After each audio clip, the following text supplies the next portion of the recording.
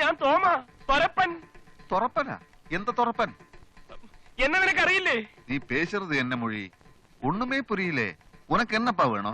എടാ തെണ്ടി, പകല് മുഴുവൻ ഉറങ്ങുകയും പാതിരാക്കി ഡ്രാക്കുളയെ പോലെ എഴുന്നേറ്റ് മോഷ്ടിക്കുകയും ചെയ്യുന്ന നിനക്ക് പാതിരാ തങ്കപ്പൻ എന്ന് ഓമന പേരിട്ട ഈ തൊരപ്പൻ തോമയെ നീ മറന്നുപോയടാ.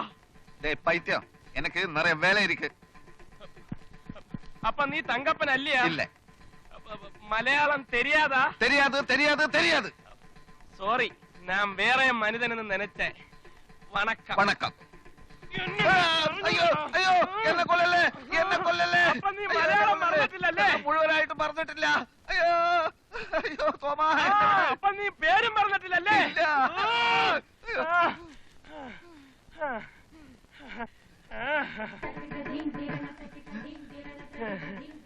ഞാനിപ്പോ ഒരു പുതിയ മനുഷ്യനാ. ജാതി മാറി, പേര് മാറി, പെണ്ണും കെട്ടി, ഭാര്യയുടെ പേര് ജ്ഞാനസുന്ദരി. എന്നെ വിട്ടേക്ക്. എന്റെ പൂർവ്വചരിത്രം ഇവിടെങ്ങാനും പറഞ്ഞാൽ അതോടെ എല്ലാം തീരും.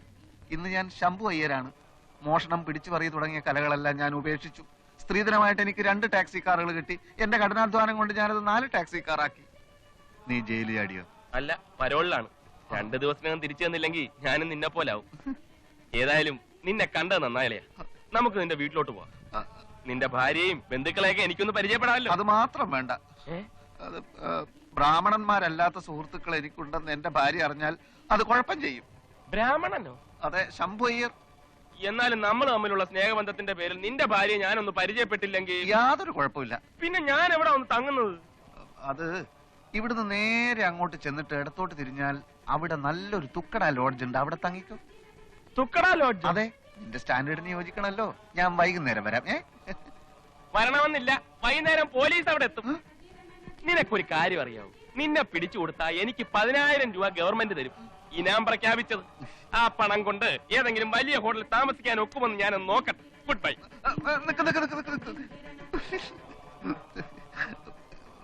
ഇതാണ് നിന്റെ കുഴപ്പം.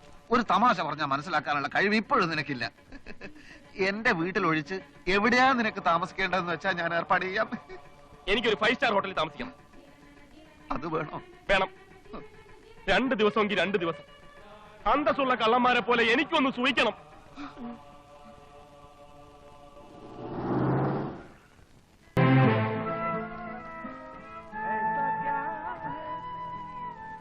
Yes, what do you want? രാധികയ്ക്ക് എന്നെ മനസ്സിലായില്ലേ? ഞാൻ തോമസ്. ഓ, മനസ്സിലായി. മിസ്റ്റർ തോമസിന് എന്താ വേണ്ടത്? രാധിക എന്താ ഇവിടെ? അത് കണ്ടിട്ട് മനസ്സിലായില്ലേ? 2 വർഷമായി ഞാനിവിടെ റിസപ്ഷനിൽ. നിങ്ങൾ ശിക്ഷ കഴിഞ്ഞ് പുറത്തു വന്നതോ ജയിൽ ചാടിയതോ അതോ പരോളോ? അമ്മയ്ക്ക് സുഖമുണ്ടായിരുന്നില്ല. പരോളാ. ഇപ്പൊ മദ്രാസിൽ എന്തിനു വന്നു? ഒരാളെ കാണാൻ. ഈ ഹോട്ടലിൽ? ഇവിടെ ഡാൻസ്, ക്ലാസിക്കൽ ഡാൻസ് ഇവിടെ ഉണ്ടെന്ന് പറഞ്ഞു. Good, very good. Dance hall അവിടെയാണ്. Have a nice day.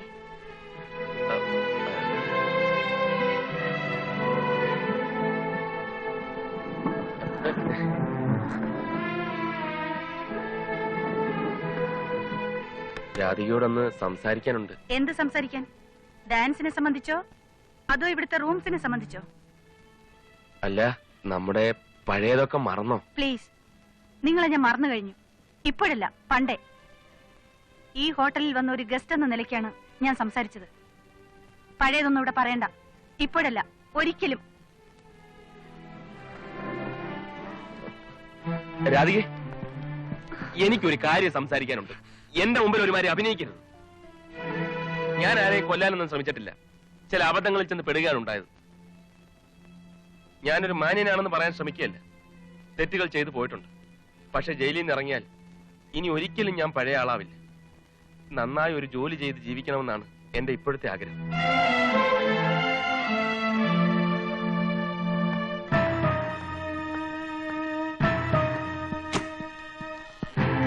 രാധികേ രാധികേ മതി മതി ഇങ്ങ് വന്നേ പാടാ.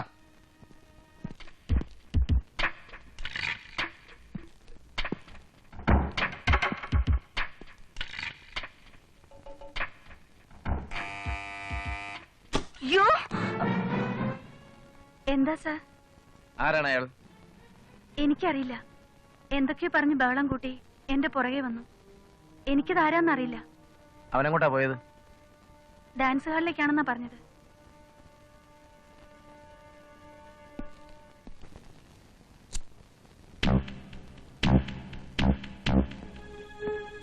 അച്ഛാ, അവൻ വന്നിട്ടുണ്ട്. അവനോ? ആര്?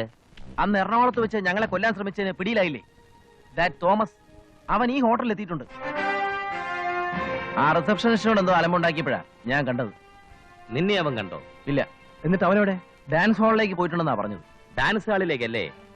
അവനെങ്ങനെ പുറത്തിറങ്ങി? പരോളിൽ ഇറങ്ങിയതായിരിക്കും, അല്ലെങ്കിൽ ജയിലിൽ ആടിയതായിരിക്കും.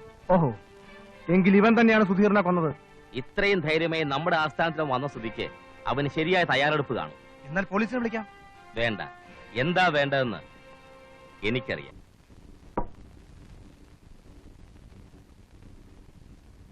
One more. എടാ തോമ, കുടിച്ചത് മതി, നമുക്ക് പോവാം. എനിക്ക് ഇനിയും കുടിക്കണം. കുടിച്ചു കുടിച്ച് മരിക്കണം. അവൾ എന്നോട് ഇങ്ങനെ പെരുമാറിയത് എനിക്ക് സഹിക്കുന്നില്ലടാ. എന്നാ ഞാൻ പോവുക. എനിക്കൊരു ഭാര്യയും കുടുംബമൊക്കെ ഉണ്ട്. നീ അങ്ങനെ അങ്ങ് പോവോ? പോവും. എന്നാ പൊയ്ക്കോ. നിന്റെ വണ്ടി നമ്പർ എനിക്കറിയാം. അലയാ, നിന്നെ ഞാൻ വണ്ടി നമ്പറോ? എന്നാ പറഞ്ഞ കേക്കട്ടെ. TMS MSM good bye, good bye. 9079.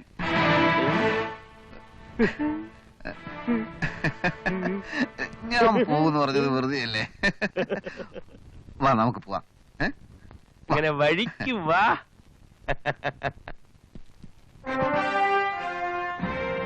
നീ കുടിച്ച് ഓവറായതുകൊണ്ട് അവരൊക്കെ നോക്കി നിൽക്കുന്നത് കണ്ടാ? അതിന് ഞാൻ ഓവറൊന്നും ആയില്ലല്ലോ. നിനക്ക് ഓർമ്മയില്ലാഞ്ഞിട്ടാ എന്തൊക്കെ ഗോഷ്ടിയാ നീ കാണിച്ചു കൂട്ടിയത്. വാ വാ വാ.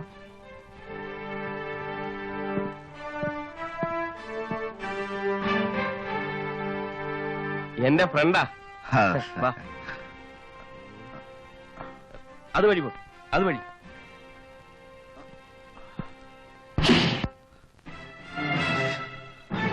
ഞങ്ങൾക്ക് ഇതിന്റെ ആവശ്യമില്ല.